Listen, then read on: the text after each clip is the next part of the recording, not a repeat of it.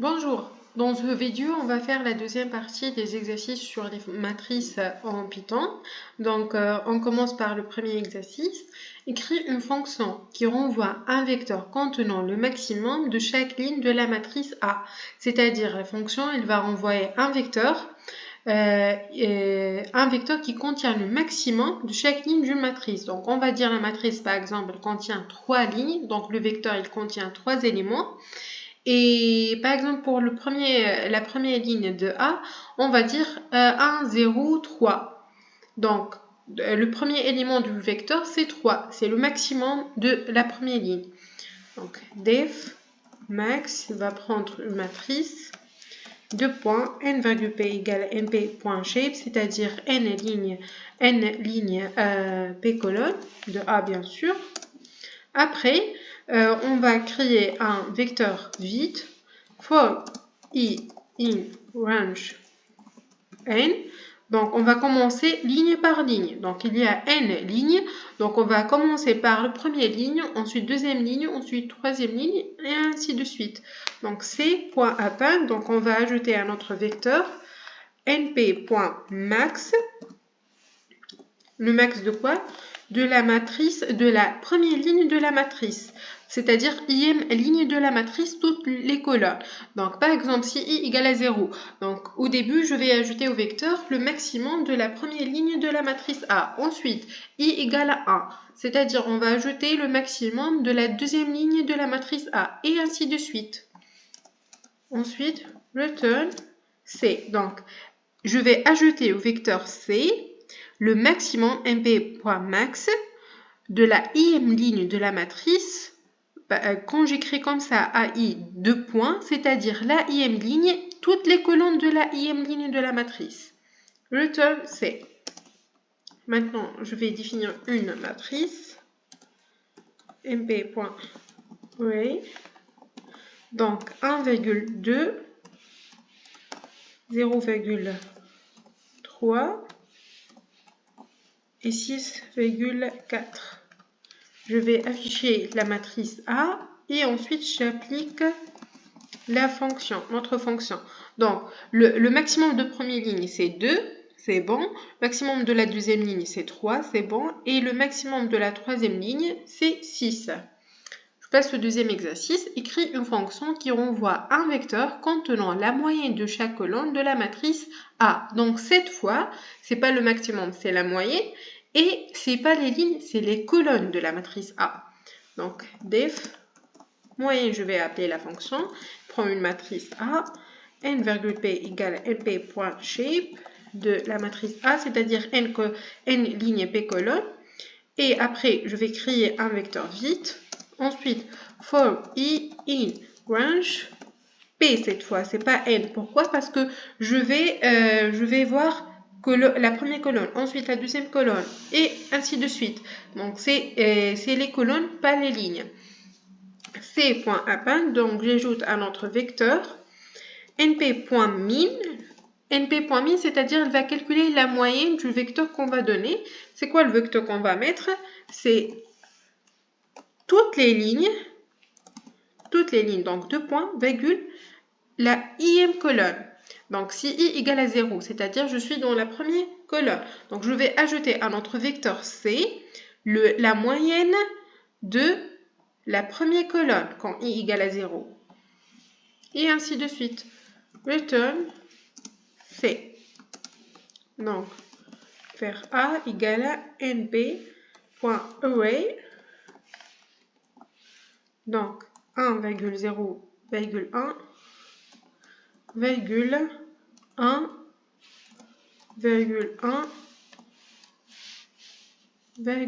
encore. Et j'affiche la matrice A. Donc, 2 lignes, 3 colonnes. Et j'applique notre fonction à notre matrice.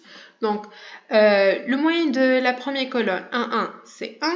Moyenne de la deuxième colonne, c'est 0,5. Le moyen de la troisième colonne, c'est 1. Troisième exercice, écris une fonction qui permet de faire un tri décroissant sur toutes les lignes de la matrice A. C'est-à-dire, pour chaque ligne de la matrice A, on va faire un tri. C'est-à-dire, on va dire, par exemple, la première ligne de la matrice A, c'est 1, 0, 3. Donc, la fonction, elle va renvoyer la première ligne de la matrice A de la forme 3, 1, 0. Donc, normalement, le premier élément de la première ligne, ça va être le plus grand élément dans la première ligne. Donc, je vais créer d'abord une fonction qui va trier un seul vecteur, c'est-à-dire une matrice de dimension 1n. Donc, def tri vecteur, elle va prendre un vecteur ou bien une matrice. Donc, un vecteur, c'est une matrice de dimension 1n. n égale ln de c, c'est-à-dire combien d'éléments dans le vecteur c. Ensuite, donc l'idée ici, c'est de prendre le premier élément du vecteur C et de le comparer avec tous les éléments tous les éléments, et ainsi de suite. Donc, for i in range n, j'ai déjà fait ce exercice dans les vidéos d'exercice sur les fonctions en Python, partie 3, je pense. 2 points, donc ici n-1, parce que pourquoi je vais prendre le dernier élément, je vais comparer avec quoi exactement. For j in range i plus 1, parce que si je prends le premier élément, donc je vais comparer avec le deuxième élément. Pourquoi je vais comparer avec le premier élément aussi? Jusqu'à n, 2 points, donc if c de i est plus petit que c de j, donc il faut changer, parce que moi je veux le plus grand soit le premier élément.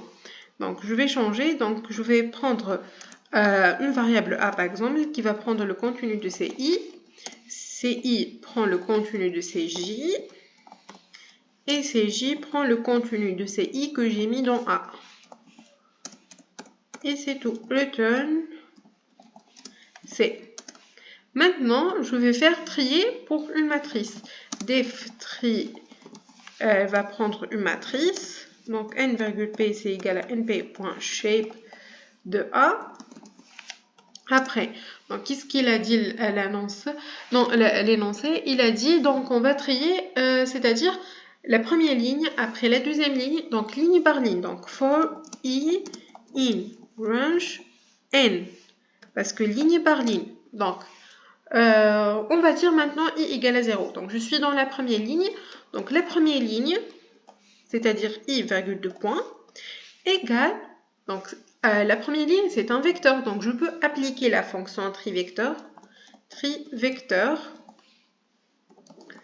à i, virgule 2 points. Donc, on va dire i égale à 0. C'est-à-dire, la première ligne, elle va prendre trivecteur la première ligne. Et trivecteur la première ligne, qu'est-ce qu'elle va faire? Elle va trier la première ligne. Et ainsi de suite. C'est tout. Return a. Donc, je vais np.array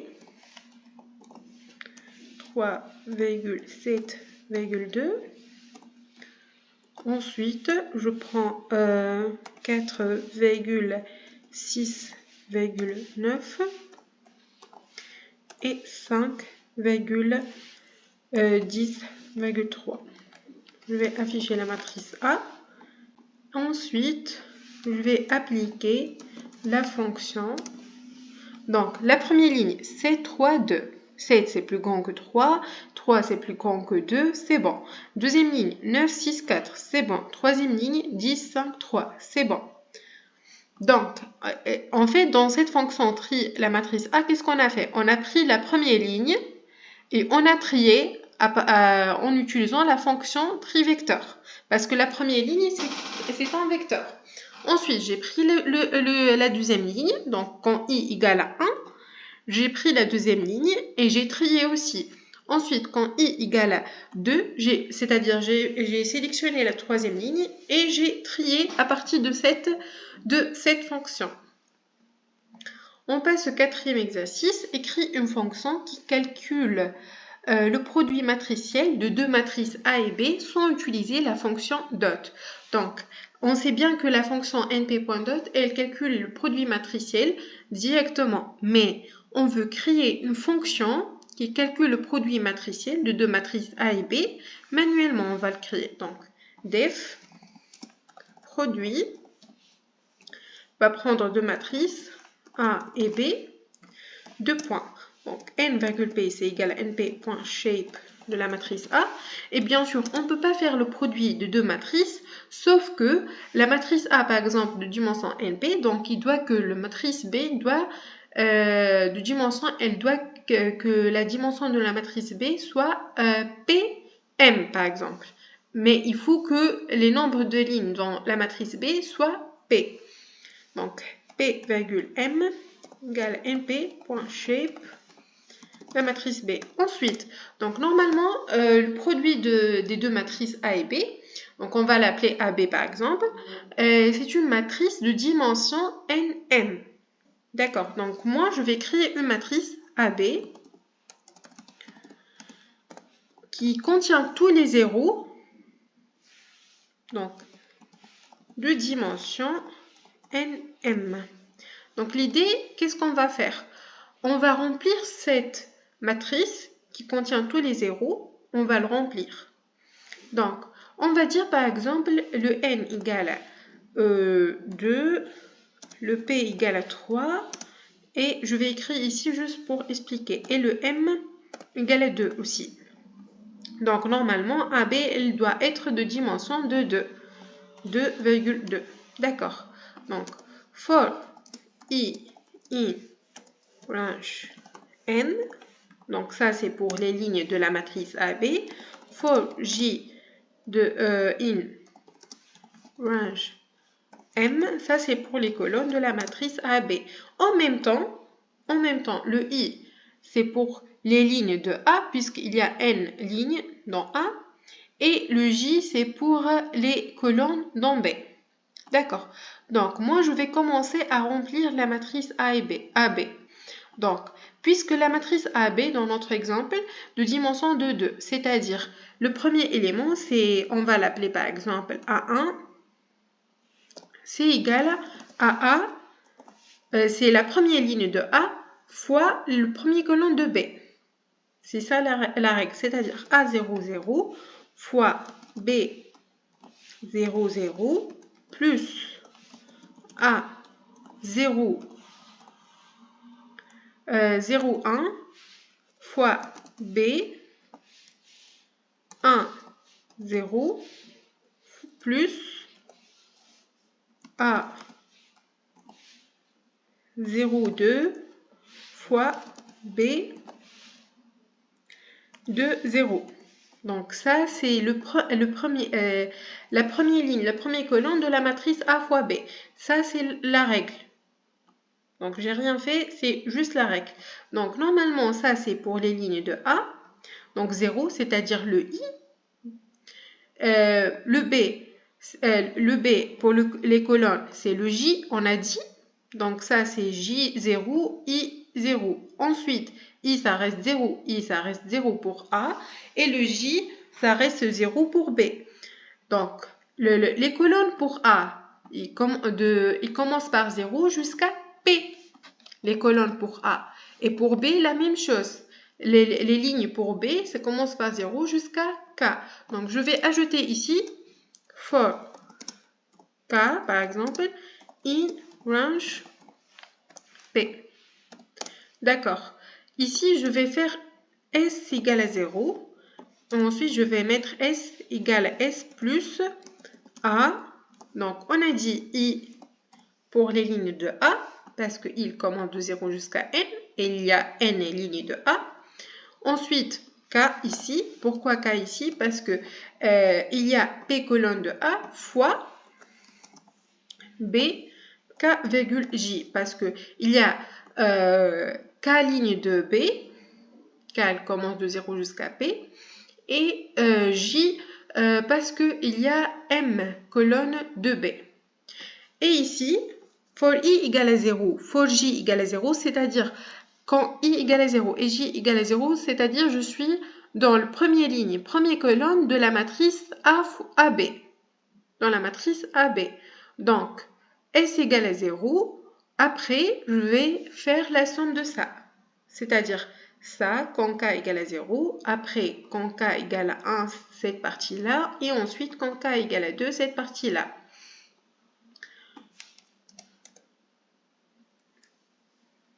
Après, je vais mettre A, B, donc A, B,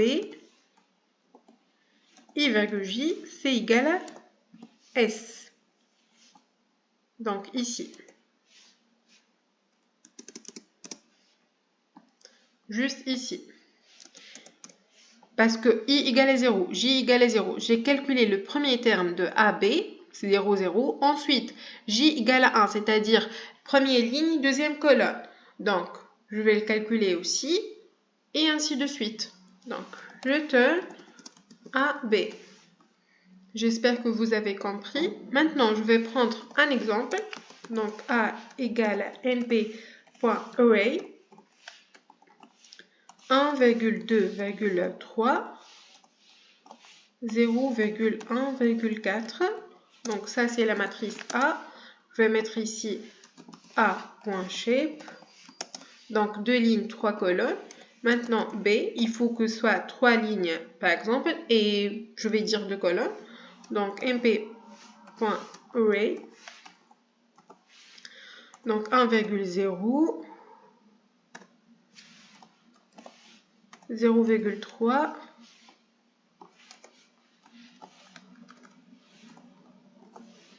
2,-1. J'affiche la matrice B. Je vais faire B.shape juste pour vérifier. Donc 3, 2, 2, 3, 3, 2. Donc normalement la matrice A fois B, ça va être de dimension 2, 2. Donc AB, c'est égal à produit. Je vais appliquer notre fonction A, B. Et après, je vais l'afficher. Je n'ai pas exécuté ça. Donc, pour vérifier est-ce que c'est bien AB, c'est le produit matriciel entre A et B, on n'a pas fait d'erreur. Donc, je vais calculer avec notre fonction np.dot A,B. C'est 3, 8, moins 1, c'est bien ça. Ou bien on peut même faire comme ça pour vérifier. Égal np.dot A,B. Donc si c'est true, c'est-à-dire c'est vrai. Et si c'est false, donc on a fait une erreur. Mais tout est true, donc on n'a pas fait une erreur. On va s'arrêter ici pour aujourd'hui et on se voit dans une autre vidéo. Merci.